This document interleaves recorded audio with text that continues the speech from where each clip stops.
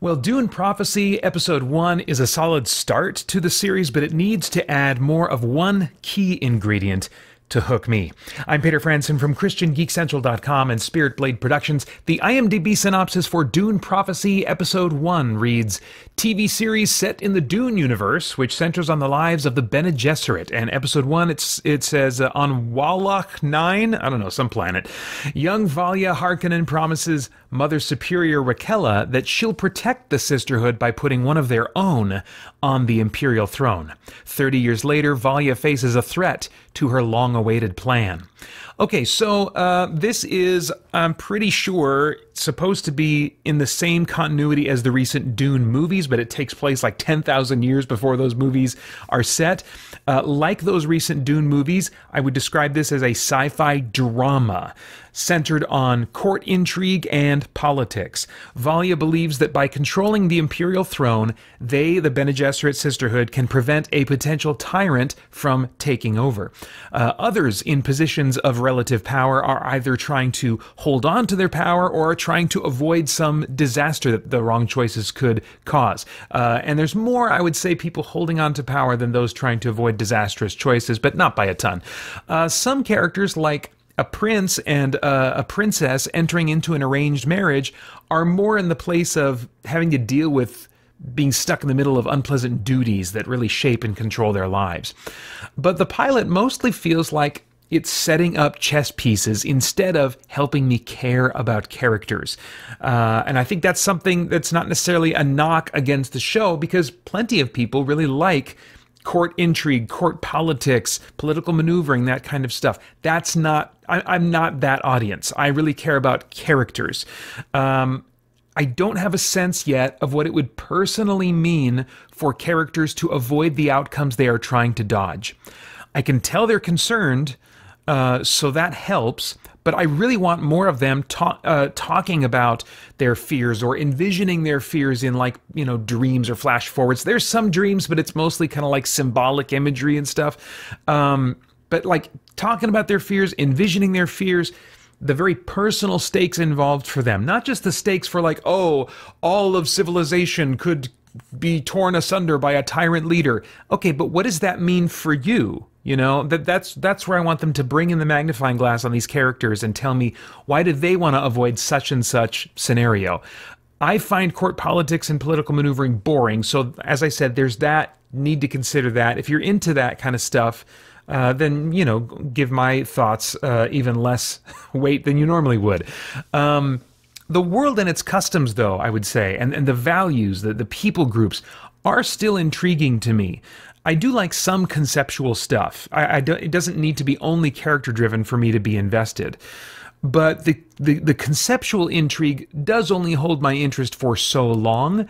And so I don't think I could watch an entire show that's just selling itself on interesting concepts. And most shows are going to put all their concepts at the front as they're introducing the world anyway. So, and with the episodes being released on a weekly schedule instead of all at once, personally, I'm likely to forget important details that I already find boring and will feel lost by, you know, episode 2 or 3 or something like that. So the release schedule is working against my type of viewership, I think, being really engaged. As far as the performances go, I think that it's really strong cast, especially like some of the main leads. These are actors. I'm thinking of Emily Watson, Mark Strong, the dude from Vikings. I can't remember his name. But these are performers that are, I think, known for being engaging character performers. And I think that they're adding so much without speaking. And they are the chief reason that I might continue watching once all the episodes have been released. The dialogue feels understandably dry and largely uninterested in character, as far as like what is actually coming out of people's mouths. And that's understandable. That's not a fault. But if it didn't have these performances along with that to add subtext, to convey what they're thinking despite what's coming out of their mouths, if those elements weren't in play, I would be totally disinterested in this. But the performances here do convey emotion and provide some of that expression of motivations that I need to really want to be invested. If they keep leaning into performances, I might have a chance at caring about these characters the way I really want to. Okay, stunts, visuals. Well, not really any action to speak of. There's some, definitely some effects moments. And I would say that, like, the effects, they're not as convincing to me as the effects in the movies. They're probably leaning on digital a little more than the movies did. But the sets and the visual effects, even when they're not completely convincing, they present this fascinatingly designed world very well to me. The world is kind of its own character that I am enjoying watching and figuring out. And much of that is due to the set, costume, and prop designs. So the visual presentation I'm really happy with. Okay, themes. Anything of moral, philosophical, or spiritual significance that might be worth thinking or talking about? Well, there's the classic ends justify the means theme going on here that is so common, it kind of goes in one ear and out the other to some degree. There's a concern that's expressed to Valia, played by Emily Watson, that she may end up creating the very thing that they all want to avoid because of her political maneuvering and how she's going about it. And I thought about this for a moment and realized that, you know, this is something, although it's a very classic kind of like anti-hero or villain type of motive or element in play, to a more subtle degree, this is something we can absolutely be guilty of as Christians and need to watch for in our lives. It's just going to take a different form. You know, our convictions can lead us to intensely dedicate ourselves to what we believe the Holy Spirit is calling us to do. But if social media posts and comments are any indication, we can end up pushing the Holy Spirit out of our lives while we're supposedly serving Him. Galatians 5:22 and 23 says that the fruit of the Holy Spirit, in other words, what the Holy Spirit produces in us when we are truly serving Him, is love, it's joy, it's peace, it's patience, it's kindness. I mean, just there's a long list here. I'm just halfway through it right now, but think about comments that you've read online and how many of them exemplify the ones I've mentioned so far. Love, joy, peace, patience,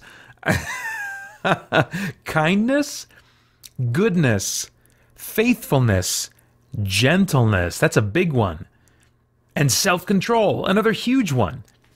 Valia believes she is serving a greater purpose, but at the end of the day, she really seems to be submitting to no one but her own agenda, that she's just kind of labeling as part of something greater than herself. But she's really just being driven by herself. She is the only one ultimately shaping why and how she's doing things. And as Christians, before we type that social media post or that comment, we need to ask ourselves, is the Holy Spirit really wanting me to say this? And if so, where in what I'm typing are the fruits that He produces?